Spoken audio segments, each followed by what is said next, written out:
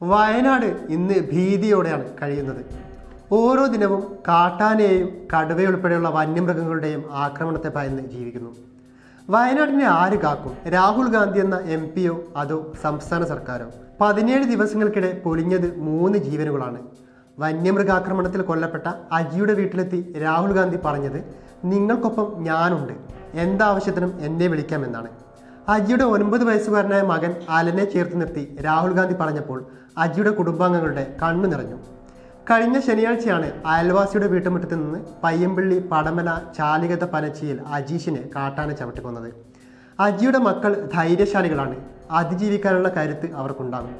ആനയെ പിടികൂടുന്നതുമായി ബന്ധപ്പെട്ട കാര്യങ്ങൾ കർണാടക സർക്കാരുമായി ബന്ധപ്പെട്ടിരുന്നു. കുടുംബത്തിന് എല്ലാ പിന്തുണയുണ്ടാകും എന്നും രാഹുൽ ഗാന്ധി പറഞ്ഞു. സ്ഥിതി ഗുരുതരമായ സാഹചര്യത്തിലാണ് താൻ വന്നതെന്നും അതിൽ രാഷ്ട്രീയമില്ലെന്നും രാഹുൽ ഗാന്ധി വിശദീകരിച്ചു.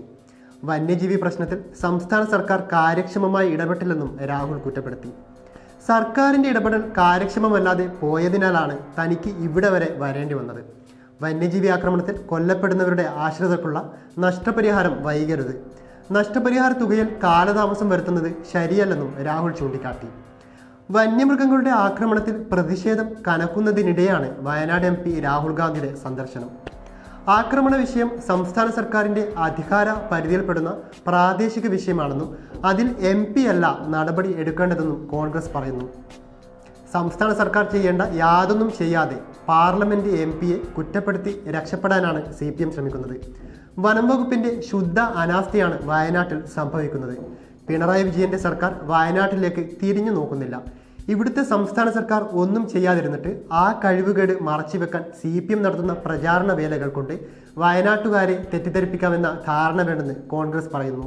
വയനാട്ടുകാർ സംസ്ഥാന ഭരണകൂടത്തോട് ചോദിക്കേണ്ട ചില ചോദ്യങ്ങളുണ്ട്. എന്തുകൊണ്ട് വന്യജീവി ആക്രമണം തടയുന്നതിനുള്ള ഫെൻസിംഗ് വർക്കുകൾ ചെയ്യുന്നില്ല? എന്തുകൊണ്ട് പരിക്കേറ്റവർക്കുള്ള നഷ്ടപരിഹാരം കൊടുക്കുന്നില്ല എന്നും കോൺഗ്രസ് ചോദിക്കുന്നു. സംസ്ഥാനം കൊടുക്കേണ്ട 12 കോടി രാഹുൽ ഗാന്ധി MP ആണോ കൊടുക്കേണ്ടത്? സംസ്ഥാന സർക്കാരും വനം വകുപ്പും ചെയ്യേണ്ട സുരക്ഷാ കവചങ്ങൾ തീർക്കേണ്ടത് MP ആണോ? രാഹുൽ ഗാന്ധിയെ MP-യായി വയനാട്ടുകാർ തിരഞ്ഞെടുത്തത് പാർലമെന്റിൽ വയനാടിന്റെ ശബ്ദമാകാനാണ്. അത് അയാൾ കൃത്യമായി ചെയ്യുന്നുണ്ട്.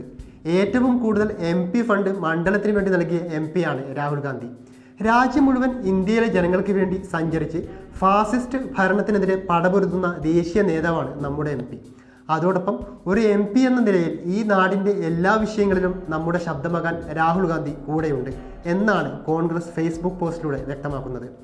അല്ലടോ, പാവം വയനാട്ടിലെ ജനങ്ങൾ ഇനി ആനപ്പേടിയിൽ ആരോടാണ് സഹായം ചോദിക്കേണ്ടത്? രാഹുൽ ഗാന്ധിയുടെ ഉത്തരവാദിത്തമല്ലെന്ന് കോൺഗ്രസ് പറയുന്നു. സർക്കാർ ആവട്ടെ എന്ത് ചെയ്യണമെന്നറിയാത്ത അവസ്ഥയിലാണ്. അനുദിനം ജീവൻ പൊലിഞ്ഞുകൊണ്ടിരിക്കുന്നു. അല്ല, MP എന്ന നിലയ്ക്ക് രാഹുൽ ഗാന്ധി സ്ഥലത്തെത്തി സന്ദർശനം നടത്തിയല്ലോ, അത് തന്നെ വലിയ കാര്യം.